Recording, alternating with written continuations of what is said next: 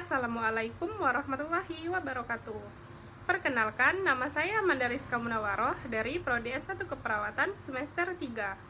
Jadi, saya akan menyampaikan topik tentang menstruasi dan dampak kehamilan pada usia remaja.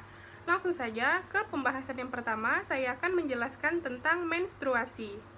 Menstruasi itu terjadi karena tidak terjadinya pembuahan atau fertilisasi, sehingga dinding rahim yang telah menebal dan banyak mengandung pembuluh darah akan luluh atau terkikis bersama dengan sel telur atau ovum yang tidak terbuahi. Menstruasi ini terbagi menjadi 4 tahap. Yang pertama ada fase menstruasi, yang kedua ada fase praovulasi, yang ketiga ada fase ovulasi, dan yang keempat ada fase pasca ovulasi. Fase menstruasi itu terjadi karena berkurangnya hormon estrogen dan progesteron dalam tubuh, berkurangnya kadar oksigen, sel-sel di dinding rahim mati, sehingga arteri meluruh dan terjadilah pendarahan. Yang kedua, ada fase praovulasi. Jadi, fase praovulasi ini adalah masa pembentukan dan pematangan ovum di dalam ovarium dipicu dengan meningkatnya kadar estrogen. Terjadi pada hari ke-7 sampai ke-13 sesudah menstruasi. Yang ketiga, ada fase ovulasi atau masa subur seorang wanita. Jadi, fase ovulasi ini suatu masa di mana sel-sel telur yang sudah matang siap untuk dibuahi. Kemungkinan besar pada fase ini akan terjadi kehamilan. Yang keempat, fase pasca ovulasi. Fase ini adalah terjadinya kemunduran atau kekalahan ovum karena tidak dibuahi oleh sperma.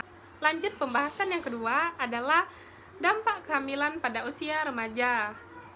Kehamilan pada remaja adalah kehamilan yang terjadi pada wanita usia antara 14 sampai 19 tahun, baik secara nikah atau pranikah.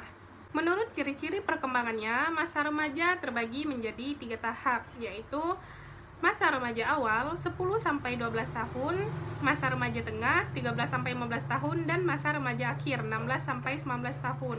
Ini menurut Departemen Kesehatan Republik Indonesia tahun 2001. Faktor yang mempengaruhi kehamilan pada usia remaja. Yang pertama adalah kurangnya peran orang tua di dalam keluarga. Yang kedua adalah kurangnya pendidikan seks dari orang tua dan lingkungan sekitar. Dan yang ketiga adalah perkembangan iptek tidak didasari dengan perkembangan mental yang kuat.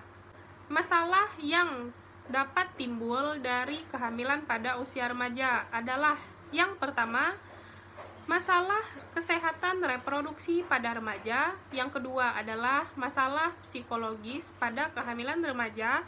Dan yang ketiga adalah masalah sosial dan ekonomi pada keluarga.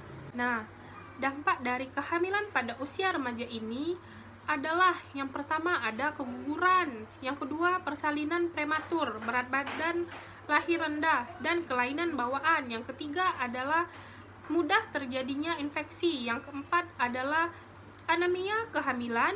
Yang kelima adalah keracunan kehamilan atau gestosis. Dan yang keenam, kematian ibu yang tinggi. Lalu, bagaimana sih cara kita untuk mencegah diri agar tidak terjadinya kehamilan pada usia remaja? Yang pertama adalah tidak melakukan hubungan seksual sebelum menikah. Yang kedua, mengisi waktu senggang kita dengan kegiatan yang positif dan bermanfaat. Yang ketiga, hindari perbuatan yang memberikan dorongan negatif, misalnya perilaku seks. Yang keempat, jangan terjebak pada rayuan gombal. Yang kelima, hindari pergi dengan lawan jenis atau dengan orang yang tidak kita kenal. Yang keenam adalah dekatkan diri pada Tuhan.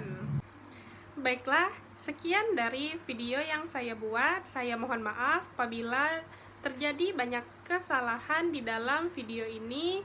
Semoga video ini dapat bermanfaat bagi kita semua. Terima kasih.